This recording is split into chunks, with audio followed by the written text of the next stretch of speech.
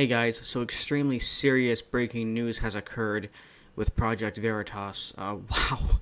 The day before yesterday, James O'Keefe, as well as from his personal Twitter and the Project Veritas Twitter, he was tweeting out lots was, incoming, and he even activated the dead man switch, which essentially means that, as far as I know, he's essentially saying that he could be killed for releasing this, and he uploaded a video on Twitter saying, if he is killed for this, then so be it, kind of thing, because this is more important, because, exposing people like this is very important. And, I've loved James O'Keefe for a long time. I'm amazed that he had the courage to do this, despite the fact what could happen, like what's happened to many people who have gone against the Clintons, like being suicided. I've made many videos on Jeffrey Epstein. I would suggest watching this one here, Jeffrey Epstein's Suicide and Clinton Ties. And I also made this one here, Google defends the Clintons in regards to Epstein. Everyone talks about how the mainstream media does not care about pedophilia or victims, and they don't. But I actually think YouTube cares even less because, we already know YouTube and Google have admitted to this. They've been exposed for it by Project Veritas and many other sources, proving that they will deliberately switch around the algorithm to make controversial, real political topics not come up, but only in the way they want them to, like anything negative about Trump, for example. This video right here is one of those examples, and how in the video I typed in information about Bill Clinton on Epstein's plane, and Google only showed results about Trump, but when I went to Bing.com, I got results about what I typed in, which was Bill Clinton. So YouTube and Google loves pedophilia just as much as the mainstream media does. But watch this video if you want to get, because I actually show it directly on my computer screen, so it's pretty interesting. But we need to check out this Project Veritas video. I'm not going to watch the whole video right now. I suggest you just go to their channel and watch it, because Project Veritas needs all the support, attention, and views they can get. But I'm just going to bring out a few key points, so let's go. I've had the story for 3 years. I've had this interview with Virginia Roberts. We would not put it on the air. First of all, I was told, who's Jeffrey Epstein? No one knows who that is. This is a stupid story. It's amazing. She was told it's a stupid story, yeah.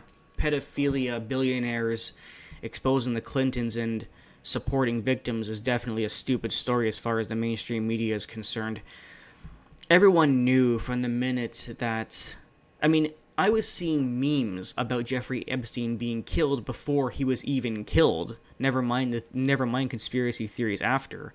Even before he was killed, there was a really funny fan-made meme about Hillary Clinton's Twitter saying, when our dear friend Jeffrey Epstein commits suicide next week at 2:45 on a Tuesday, because everyone knew that Hillary would kill him or have him killed by someone else.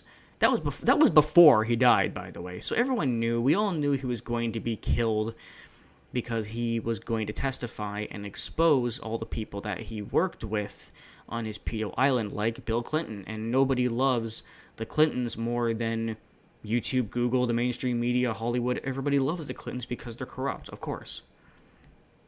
And even though this journalist here actually had the story, the ability to expose Epstein 3 years ago, and ABC News denied it, as well as the entire mainstream media, is disgusting but not surprising. Then the palace found out that we had her whole allegations about Prince Andrew and threatened us a million different ways. Yeah, the palace. Even Buckingham Palace, with the corrupt queen, was actually trying to cover up the story and defend Epstein. We were so afraid we wouldn't be able to interview Kate and Will that also quashed the story. And then Alan Dershowitz was also implicated in it because of the planes. She told me everything. She had pictures. She had everything. She was in hiding for 12 years. We convinced her to come out. We convinced her to talk to us. It was unbelievable what we had. Clinton. Of course they had the Clintons. Of course they did. Because they're in the center of everything bad. We had everything. I tried for 3 years to get it on.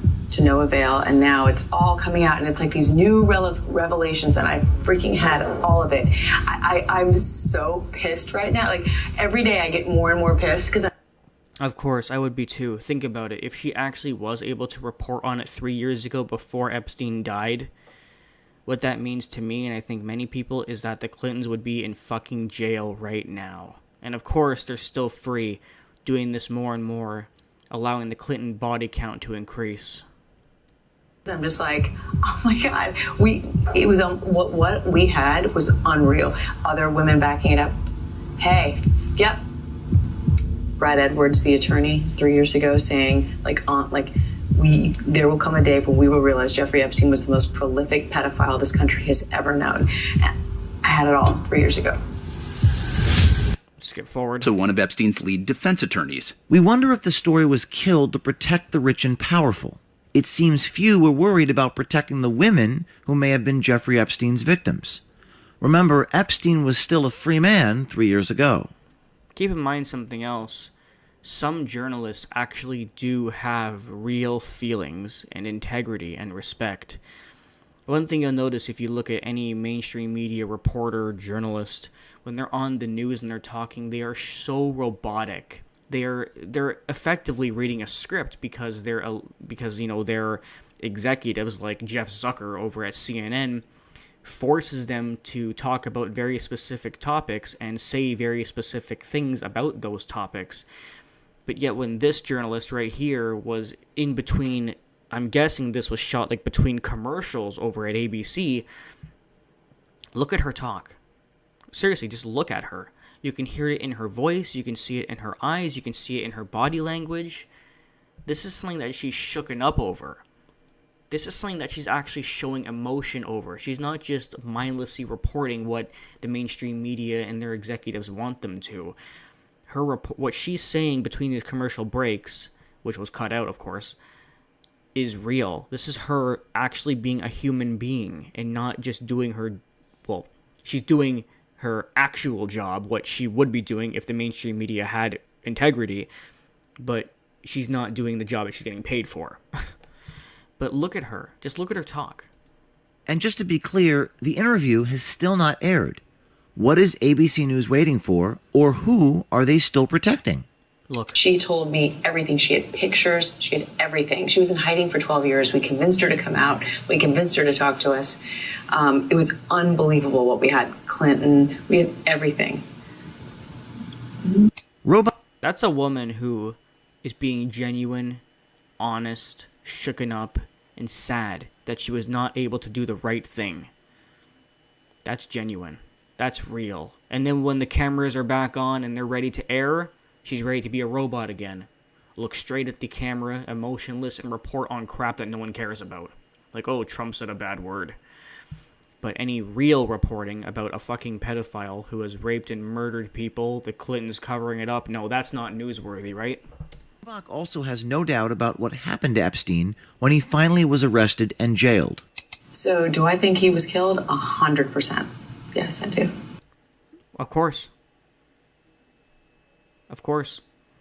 Now, of course, this particular clip was aired after he died, but she was saying she had the clips from 3 years ago. Sorry if I misspoke earlier. But yeah, she was upset that she couldn't release the tapes that she had 3 years before. Because he made his whole living blackmailing people. See? She's being real and genuine. Yeah. There were a lot of men in those planes, a lot of men who visited that island, a lot of powerful men who came into that apartment.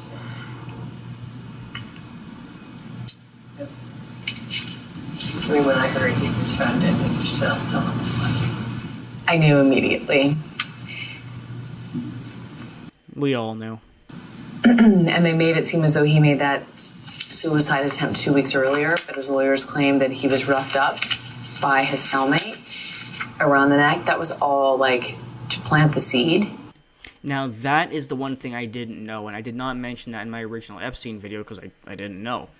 I thought that there actually was a suicide attempt 2 weeks earlier, and that just that his final suicide attempt was in fact a murder. I didn't connect the dots that possibly the first suicide attempt was just to plant the seed that, oh, he might do it again, so don't be surprised. I actually agree with her. I think the first one was also bullshit, and it was just there to plant the seed that he may do it again. It is possible that the first one was real and the second one obviously wasn't. But I also agree that it was just to plant the seed that so that when it did happen for real 2 weeks later, the murder, the mainstream media could go, hey, don't worry, he tried it 2 weeks ago, so obviously he's suicidal and you can believe us that it wasn't a murder. I agree with her. But regardless, that's all I'm going to show you. It's only 7 minutes and you guys need to watch the full video. So head over to Project Veritas, watch the video, share it everywhere. Let everyone know that Jeffrey Epstein did not commit suicide. And fuck the Clintons too, by the way.